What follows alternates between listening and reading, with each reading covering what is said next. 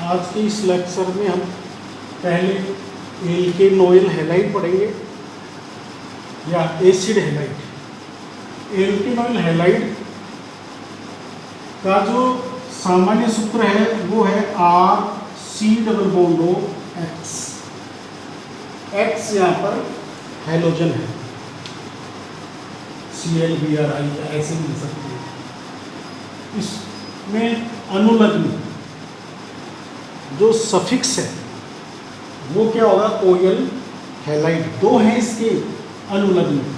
Oil halide का उपयोग करते हैं ये, यहाँ कार्बन को ब्रैकेट में लेने का मतलब इस कार्बन को जब हम श्रृंखला में शामिल करेंगे, इसको गिनेंगे, तब तो अनुलग्न काम में लेंगे ओयल हैलाइड।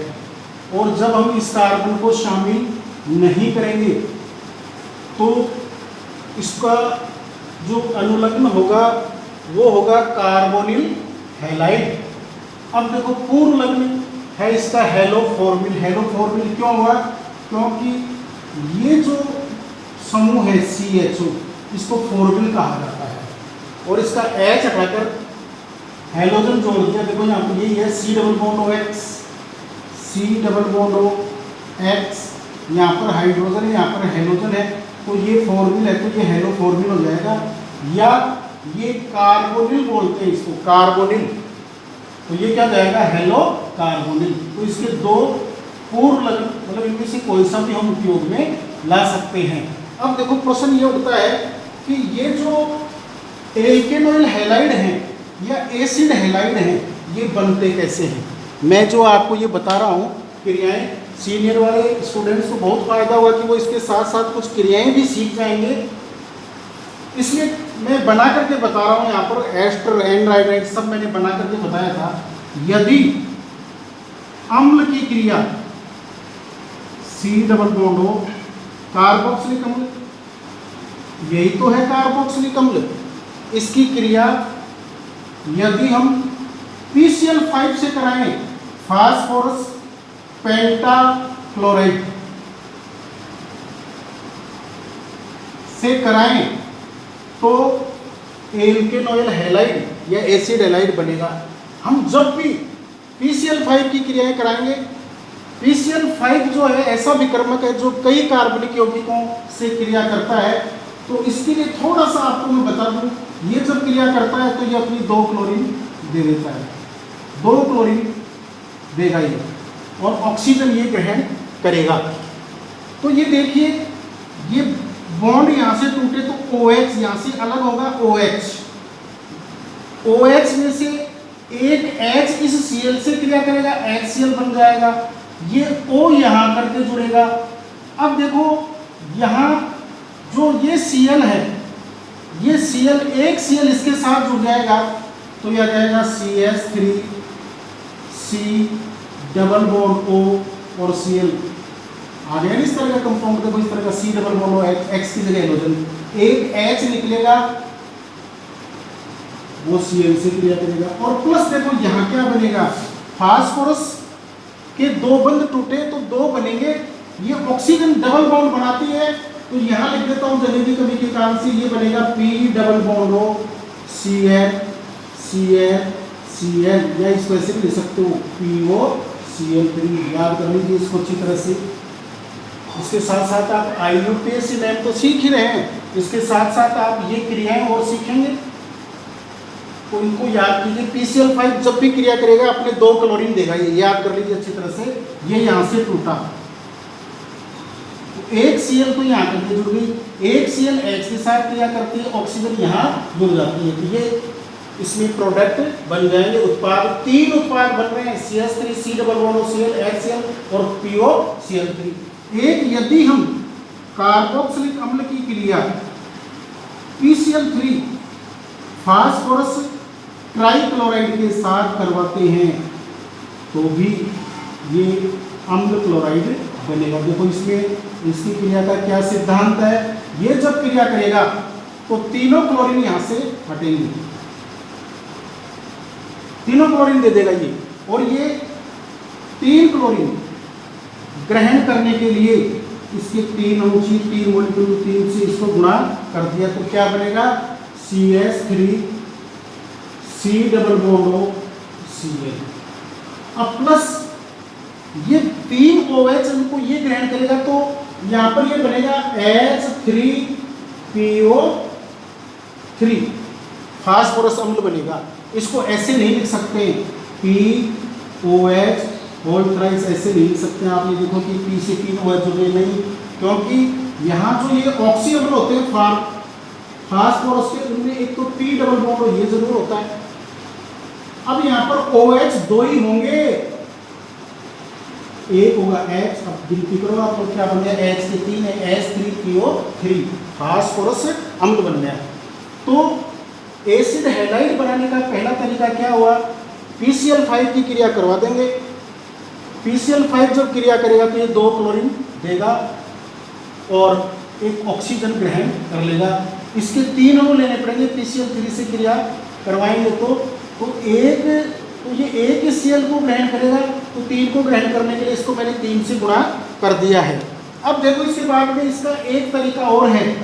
वो तरीका क्या है कि इसकी क्रिया करवाएं थायोनिल क्लोराइड से, अम्ल की, कार्बोक्सिलिक अम्ल की क्रिया करवाएं थायोनिल क्लोराइड से। ये कार्बोक्सिलिक अम्ल या एल्केनोइक अम्ल CH3 C double bond OH plus thionyl chloride SOCl2। ये जब क्रिया करता है तो ये 2 क्लोरीन देता है और एक ऑक्सीजन ग्रहण कर लेता है। तो ये 2 क्लोरीन किस प्रकार से क्रिया करेंगे, जैसे PCl5 में क्या हुआ था वैसे यहाँ पर होगा। एक क्लोरीन यहाँ जुड़ जाएगी CH3 C double bond Cl plus एक H के साथ जुड़ेगी और सल्फर डाइऑक्साइड यहाँ से निकल जाएगी, ये बनेगा। तो ये 3 यहाँ पर अभिकर्मक हुए, PCl5, PCl3 और SOCl2। इनकी क्रिया कार्बोक्सिलिक अम्ल से कराएंगे तो हमेशा एल्केनोइल हैलाइड मतलब क्लोराइड यहाँ पर बनेगा। अब नामकरण के लिए हम कुछ उदाहरण ले रहे हैं। देखो जैसे अभी मैंने बनाने की विधि में बताया कि 2 कार्बन वाले अम्ल से बनने का उदाहरण लिया था। जैसे 1 कार्बन वाले अम्ल से हम बनाएंगे तो क्या होगा, मतलब यहाँ पर आप लोगों को अम्ल का OH ला करके हैलोजन जोड़ना ही बन गया, HCOCl। भाई इस कंपाउंड में और कार्बोक्सिलिक अम्ल में क्या अंतर है, ये आपको अंतर सीखने चाहिए, तो आप अच्छी तरह से सीखेंगे। देखो कार्बोक्सिलिक अम्ल में यहाँ पर OH आता है और एल्केनोइल हैलाइड में यहाँ पर OH की जगह कोई हैलोजन आता है। अब इसका नामकरण करेंगे हम, तो नामकरण के लिए 1 कार्बन है तो मूल शब्द यहाँ पर हो गया मेथ, और कार्बन कार्बन के बीच की बात तो यहाँ पर आएगी नहीं क्योंकि एक ही कार्बन है। तो प्राथमिक अनुलग्न लगाएंगे N, तो क्या बन जाएगा, देखो ये meth plus N plus OL और प्लस क्लोराइड। ये समूह जब भी आए आपको OL हैलाइड लगाना, जैसे यहाँ क्लोरीन तो क्लोरीन लगा दिया, तो इसका नाम क्या बन गया, meth plus N plus OL chloride है ना इसका। देखो ये OL हैलाइड, ये समूह होने पर तो इसका क्या नाम हो गया, मेथेनोइल क्लोराइड। ये मेथेनोइल क्लोराइड हो गया। अब बात आती है सामान्य नाम की। तो सामान्य नाम में चूंकि ये मैंने बताया था आप लोगों को जब कार्बोक्सिलिक अम्ल पढ़ाया था उस टाइम पर, उस वीडियो को भी ध्यान से देखना आप लोग। जिन क्रियात्मक समूहों में कार्बन परमाणु होता है, ऐसे 6 समूह मैंने वहाँ पर बताए थे, उनका जो सामान्य नामकरण है वो अम्ल श्रेणी के आधार पर किया जाता है। और मैंने ये भी बताया था 1 कार्बन के लिए फॉर्म, 2 के लिए एसिड, 3 के लिए प्रोपियोन, 4 के लिए ब्यूटीन। तो यहाँ पर एक ही कार्बन है तो हम फॉर्म का उपयोग करेंगे और आगे अनुलग्न क्या लगाएंगे, इल, तो क्या हो जाएगा फॉर्मिल। क्लोरीन है तो क्लोराइड। तो इसका सामान्य नाम जैसा कि मैंने बताया मैं हमेशा ब्रैकेट में लिखता हूँ, तो इसका सामान्य नाम कॉमन नेम जो है वो हो गया फॉर्मिल क्लोराइड। Formal chloride. आपको पहचान याद करनी है OL हैलाइड की, ये पहचान है। C डबल बॉन्ड के तुरंत बाद में CO के बाद में हैलोजन है यदि, तो वो एल्केनोइल हैलाइड होगा। अब हम इसका दूसरा सदस्य ले रहे हैं। देखो ये C डबल बॉन्ड हो और यहाँ पर मैं Cl ले लिया मैंने, इसमें 2 कार्बन होने चाहिए, ये दूसरा कार्बन इधर जोड़ दिया और ये देखो ये 3 हाइड्रोजन आ जाएंगे। अब इसका नामकरण आप लोगों को करना है CH3CO Cl। तो यहाँ ये देखिए कार्बन कार्बन के बीच में एकल बंध है। दो कार्बन का मूल शब्द होता है, रूट वर्ड होता है एक, प्लस आगे एकल बंध के कारण से जोड़ेंगे एन, प्लस आगे जोड़ेंगे OL क्लोराइड। तो इसका नाम क्या हो जाएगा? एथेनोयल क्लोराइड।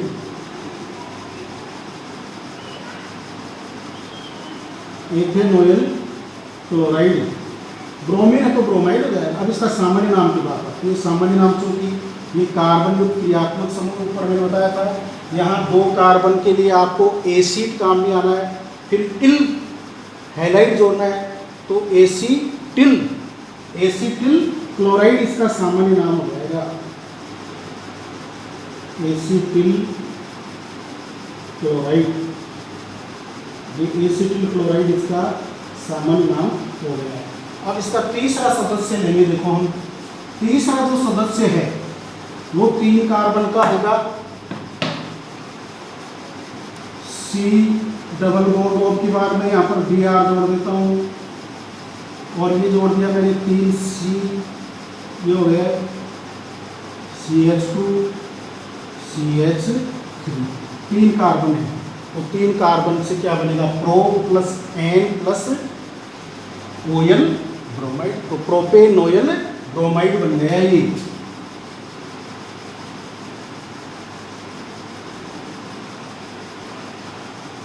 प्रोपेनोयल ब्रोमाइड बन गया।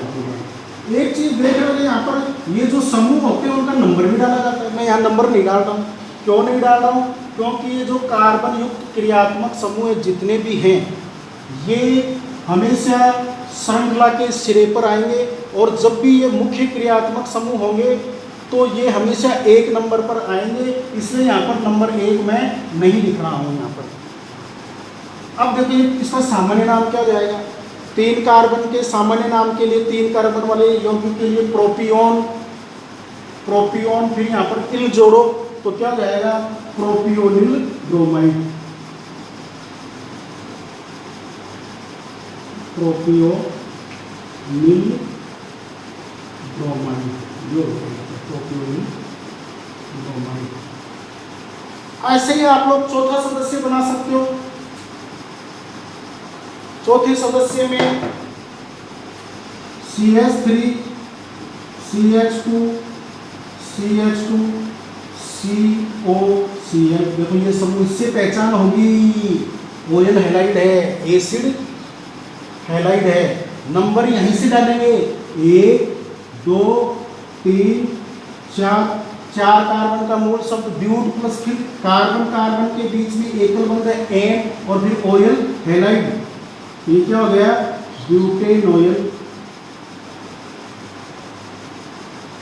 ब्यूटेनोयल क्लोराइड।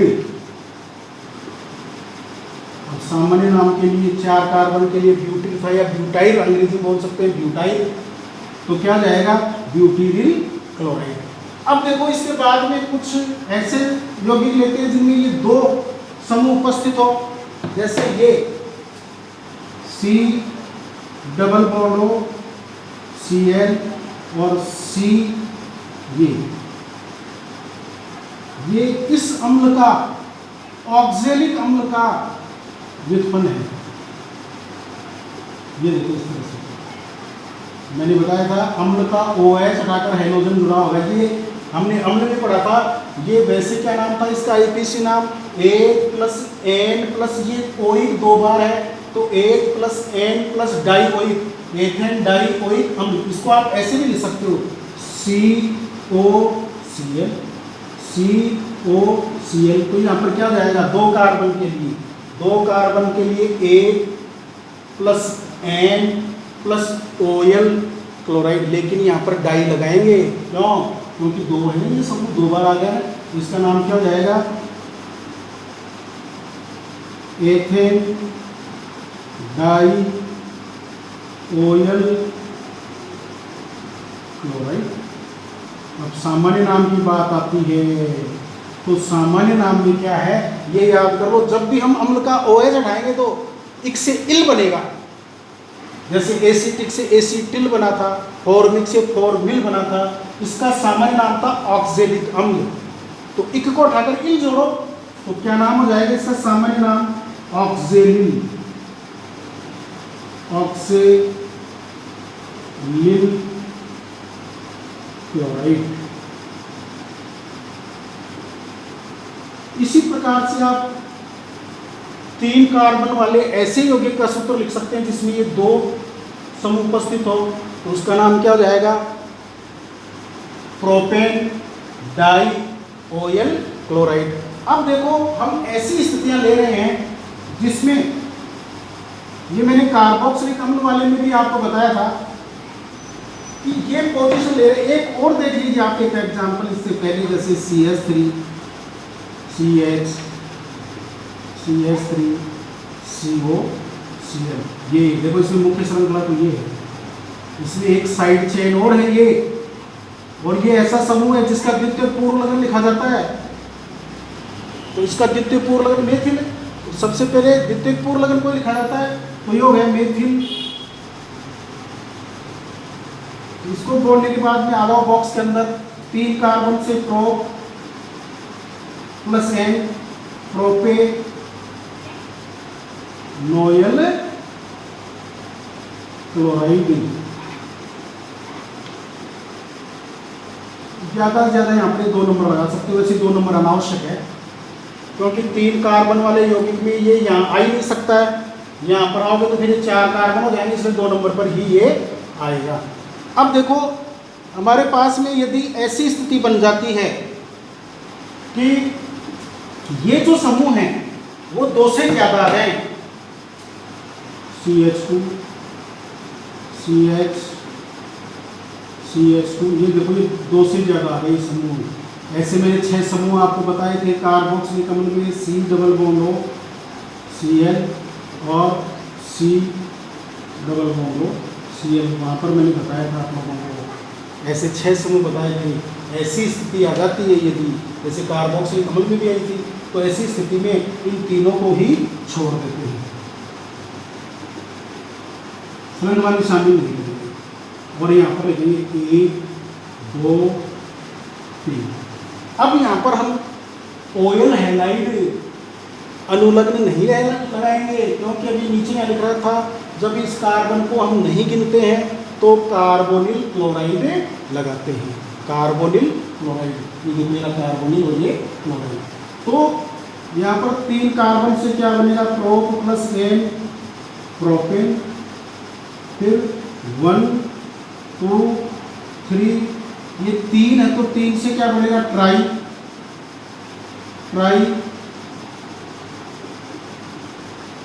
Carbonyl chloride. तो आपके समझ में आ गया होगा, ये हमारे हाथ में नहीं है कि हम गिने या नहीं गिने, यहाँ शामिल करें या नहीं करें। स्थिति आती है IUPAC के नियमानुसार ही हम उस प्रकार से करते हैं। तो जब ऐसी स्थिति आ जाती है तो इनको शामिल नहीं करते हैं और फिर एक अन्य अनुलग्न काम में लेते हैं, जैसे ऑयल हैलाइड। वो अन्य अनुलग्न क्या है यहाँ पर? Carbonyl chloride. देखो यदि एलिसाइक्लिक यौगिक में यदि ये वलय से डायरेक्ट जुड़ा हुआ है ये समूह, तो इसको भी हम श्रृंखला में शामिल नहीं करेंगे और इसके लिए हम कार्बोनिल क्लोराइड ही अनुलग्न काम में लेंगे। तो अनुलग्न होगा यहाँ पर कार्बोनिल क्लोराइड। अब देखो ये क्या है? साइक्लोहेक्सेन। तो क्या हो जाएगा इसका नाम? Cyclohexane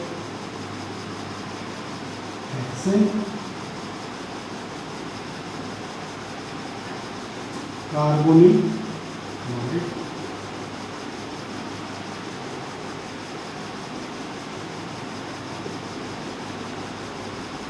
cyclohexane carbonyl chloride. ये डायरेक्ट जुड़ा हुआ हो वलय से तभी ये काम में लेंगे, लेकिन जैसे देखिए ये एग्जाम्पल है आपके पास में, यदि ये समूह डायरेक्ट नहीं जुड़ा हुआ है वलय से तो फिर क्या करेंगे? हम मुख्य श्रृंखला ये लेंगे और इसको शामिल करेंगे। 1 2 कार्बोक्सिलिक अम्ल में भी ऐसी स्थिति आई थी, एस्टर में भी आई थी। तो अब ये मुख्य श्रृंखला है, ये प्रतिस्थापी हो गए यहाँ पर, इसका द्वितीय पूर्व लगन होगा यहाँ पर। तो ये साइक्लोहेक्सेन का एक हाइड्रोजन हटाया तो ये बन गया साइक्लोहेक्सिल।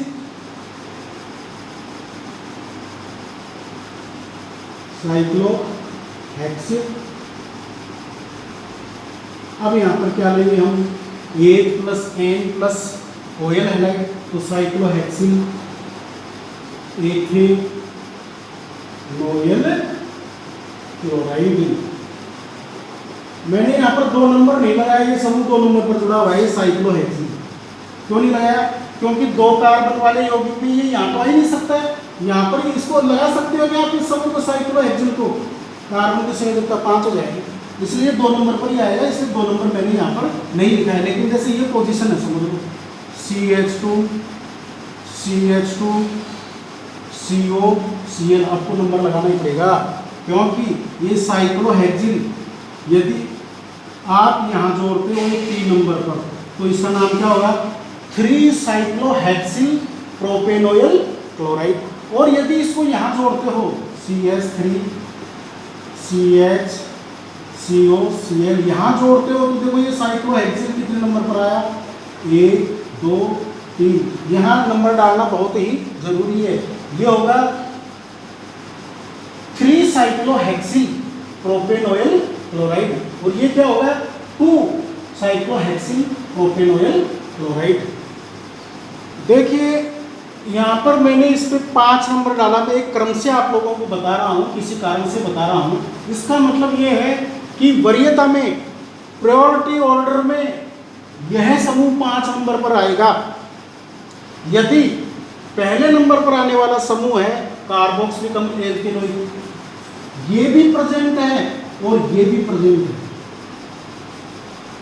दोनों आ गए, 2 क्रियात्मक समूह हैं, तो मुख्य क्रियात्मक समूह उसको मानेंगे जो प्रायोरिटी ऑर्डर में पहले आता है। तो कार्बोक्सिलिक अम्ल तो 1 नंबर पर ही आ गया था ना, तो यह मुख्य क्रियात्मक समूह होगा।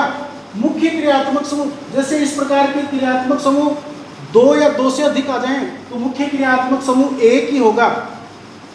उसका काम में लेंगे अनुलग्न, जैसे ये 1 2 3 4 5। अब यहाँ पर हम इसके कार्बन को नहीं गिनेंगे, जब पूर्व लगन यहाँ पर काम दिलाएंगे तो इसके कार्बन को नहीं गिन रहे हैं यहाँ पर। अब इसका नामकरण करना, तो अब इसका पूर्व लगन होगा और इसका द्वितीय पूर्व लगन होगा। तो ये क्या है यहाँ पर, ये मैंने बताया था इसका पूर्व लगन है, 2 कह सकते हो इसको, क्लोरोकार्बोनिल या क्लोरोफ्लोरिल। तो मैं क्लोरोकार्बोनिल लिख रहा हूँ यहाँ पर।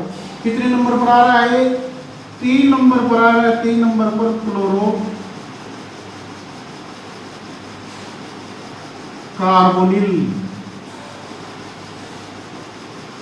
ये आ गया, तो ये भी तो है। ये 4 नंबर पर 4 और मेथिल। ये सभी लिखने के बाद में अंग्रेजी वर्णमाला के अनुसार क्लोरो C से मेथिल MC से बाद में लिखा है यहाँ पर। अब इसके बाद में ये क्या होगा, 5 कार्बन से क्या बनेगा, पेंट + N + OH, तो क्या नाम हो जाएगा इसका, पेंटेनोइक अम्ल।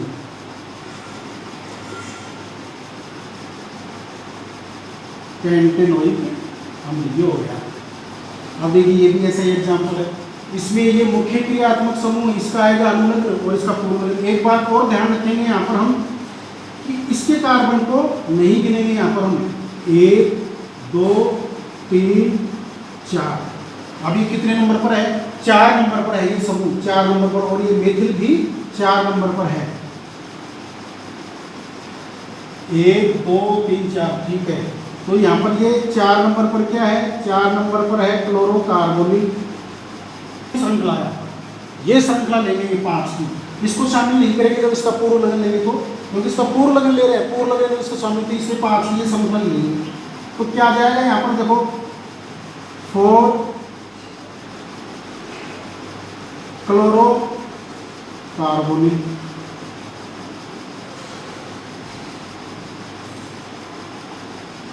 4 क्लोरोकार्बोनिल और कितने, 5 से क्या बन जाएगा, पेंटेनोइक अम्ल।